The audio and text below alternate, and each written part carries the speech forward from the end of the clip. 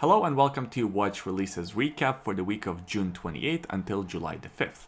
Let's begin with Mido and their new Ocean Star 39 diver. Mido is part of Swatch Group, but it is sometimes looked at as this weird stepchild that a lot of watch enthusiasts tend to ignore. Ocean Star is arguably their most popular line of watches, and this year in 2024, it's celebrating its 80th birthday. We've seen quite a few different releases within this line, including these new super slim diver watches. There are three different versions of this new diver available. There is the blue and black diver, the black and gray, and this kind of weird gold accents one. That one is not attractive to me at all, so I'm just gonna ignore that watch exists.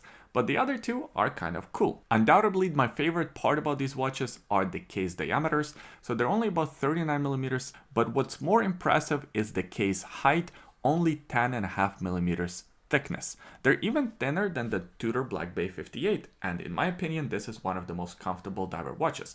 So I'm really excited to try one of these Mido watches on in person. I think they will wear very comfortably. Despite the slim profile, they still come with 200 meters of water resistance, and they're powered by kind of a unique movement. So it's not exactly the Powermatic 80, it's called the Caliber 72, so it's kind of like a Powermatic 72, essentially the same movement, a modified ETA 2824, but this time with 72 hours of power reserve instead of 80. These ones beat at 25,200 vibrations per hour, and they also have 21 joules. As far as the design of the watch goes, they're okay. I think they would be better without such aggressive texture on the dial. I like a texture dial, but I think here the grooves are just a little bit too deep for my liking. If they were slightly more, subtle, it would make the watch look better, at least in my eyes, or go with the flat dial, maybe glossy, maybe grainy. That would look better. But as it is right now, I think they look kind of cool. Between the two versions that exist, I'm ignoring the gold one, I think the black and gray one looks better, although this sort of blue and black looks kind of cool too, but it is having very strong hints to the Rolex GMT Master 2. As far as pricing and availability goes, these are not limited editions, so they will be part of the standard collection, and they're priced at $1,100 US, which is a very good price for a watch like this. The new Tudor Black Bay Ceramic Blue. I don't know if you remember a few months ago in one of these weekly updates, I mentioned that there were some press release photos of Yuki Tsunoda and Daniel Ricciardo wearing this kind of unique Tudor Black Bay watch. We weren't exactly sure what it was and if it's going to be a limited edition only for the F1 drivers or will it be released to the general public. Now we have our answer. This black ceramic case with a stark blue dial watch is now available to the general public. It is part of the standard catalog, and even though it's not a limited edition, what they're calling it is a special edition because of course they have partnered up with an F1 team that Tudor is sponsoring, the V-Carb team. By the way, if any of you guys are F1 fans, do you think that Ricciardo will stay on for next season? He hasn't signed yet, and I'm curious what people are feeling. I have a feeling that he will probably get signed again, but who knows? Leave your comments below. I'm just kind of curious to hear from other F1 fans. As far as the watch itself goes, it is standard Black Bay in 41 millimeters and in a ceramic case. It still comes with 200 meters of water resistance, and it is still powered by the same movement, the Caliber MT5602-1U, which is a COSC certified movement, beating at 28,800 vibrations per hour, having 25 joules and 70 hours of power reserve. The watch will come on either a black NATO strap with a blue stripe or a black leather strap with some blue stitching. Out of the two, I think I prefer the NATO strap. I think that looks really sharp. And as far as the design and the look of the watch, I think this watch is for someone who already has a bunch of different watches in their collection and they're looking for something different. As far as the pricing goes, this one will be priced at around $5,000, so about the same as the standard ceramic Black Bay. The new Certina DS Super Diver PH 1000 meters STC edition. Last year, Certina released a limited edition Super Diver PH 1000 meters with this bright yellow dial. It was very 1970s inspired, and by all accounts, it was a pretty cool watch. It was very popular with a lot of collectors. Fast forward to today, and there's a new version of this watch available, this time with sort of blue turquoise color scheme, And I actually think this one looks even better than last year's release. And it's not a limited edition. So first of all, the case is exactly the same as what we've seen last year. It's a stainless steel case at 43.5 millimeters diameter, 14.1 millimeters case height. So it's pretty thick watch, but not crazy thick if you consider the fact that it has 1000 meters of water resistance. It also features a 120 click unidirectional diver style bezel, but what's unique about this bezel is that you actually have to press on it in order to rotate it. So it features sort of double safety. First of all, it's unidirectional, so that's one step of safety. And the second safety feature is the fact that you actually have to press on it in order to engage it, which makes it a little bit safer, especially for those long saturation dives. As far as the movement of the watch, it's exactly the same as last year's version. The ETA Powermatic 80, it features 25 joules, beats at 21,600 vibrations per hour, and it has 80 hours of power reserve. These watches are available as part of the standard catalog. As I mentioned, they're not a limited edition, and they're priced at 1,000 euros, so that's about what, 950 US dollars.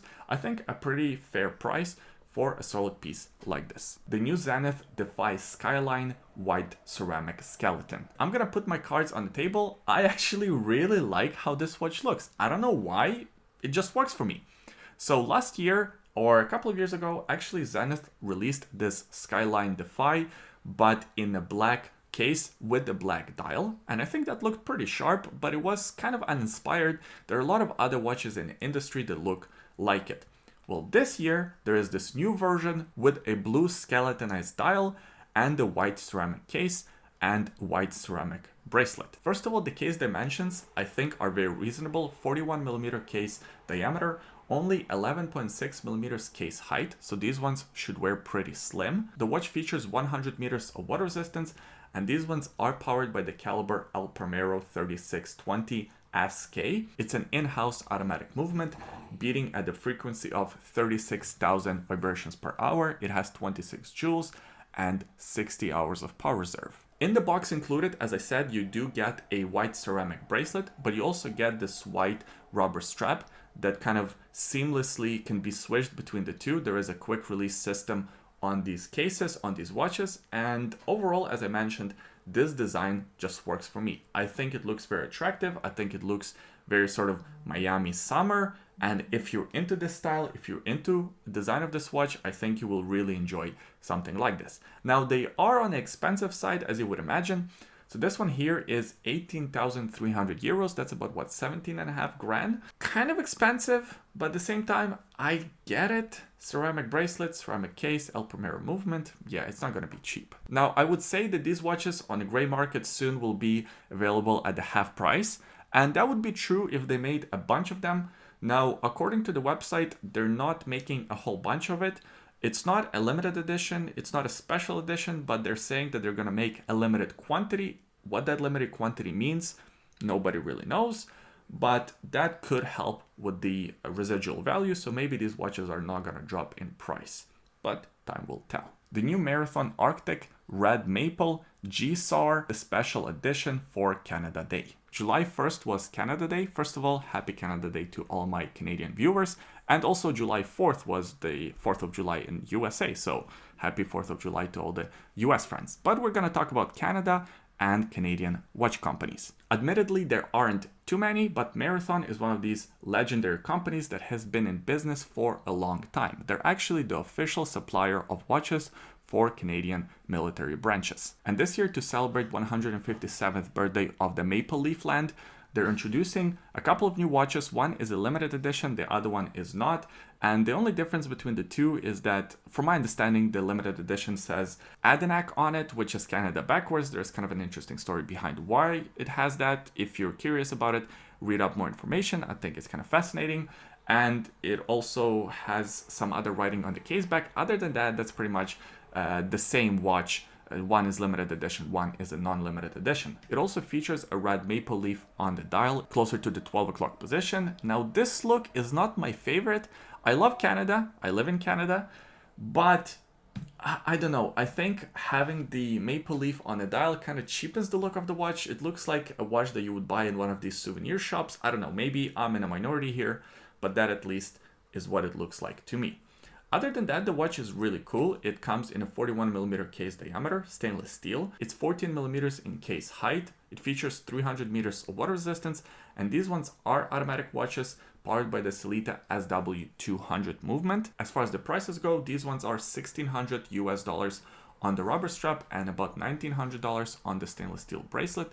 So I think right about in line of what this watch should cost. The new Breitling Endurance Pro Watches. So Breitling sponsors a lot of endurance type events. In fact, when I did my Ironman, their logo was everywhere. They have the special Ironman editions. It's kind of their thing, aviation and endurance sports. And previously they only had the 44mm version of this watch available, which was just a bit too large for a lot of wrists. Now, 2024, there's a new 38mm version of the same watch available. It's essentially a carbon deposit case with a quartz movement and a chronograph function. These watches come in a few different funky colors with cool colored straps, and they're very light, so they're supposedly made for training, although all the endurance athletes that I know would probably wear something like an Apple Watch or a Garmin to actually track your workouts. Something like this is here more to celebrate the fact that you did some sort of endurance race, as opposed to actually wearing a watch like this during a race or during training. Now, other than the smaller case, these watches also come with a slightly different movement. So the previous 44mm version was powered by the caliber 82. These new ones are powered by the caliber 83. Essentially, it's the same movement, just in a smaller case. It is a thermal compensated super quartz movement.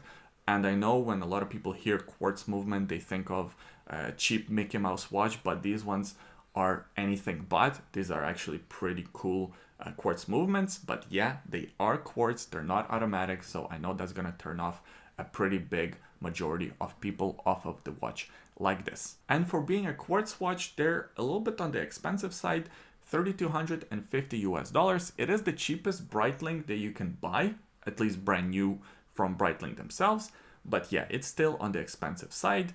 I guess it has a carbon case, but still, 3,200, yeah, it's a bit high. I don't know how popular these watches will be. And that's it for this video. I hope you enjoyed it. If you did, give it a thumbs up, subscribe to the YouTube channel for more videos like this, and leave a comment in the comment section below. Let me know what watch releases stood out to you personally. I always enjoy reading your comments. Thanks for watching this one, and we'll see you next time. Bye.